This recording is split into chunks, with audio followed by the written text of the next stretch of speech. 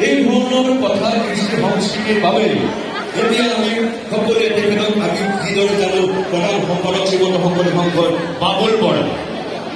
এইখিনি কৈ ভাল পাওঁ তেখেতৰ যেতিয়া সান্নিধ্য পাইছিলোঁ আহিব ইচ্ছা কথা কৰিছিল সেই মন্দিৰৰ আত্মা দেখি এই মঞ্চৰ দিনত বহুত বেছি হৈছিল তেনেকুৱা অনুভৱ কৰিছিলোঁ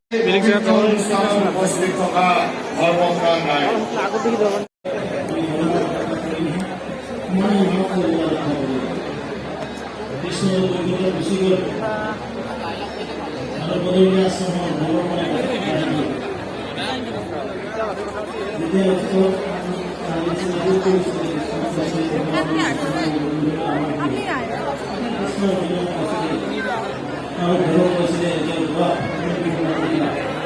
এই বদলিতে আশ্ৰমত বিভিন্নভাৱে ৰাখিব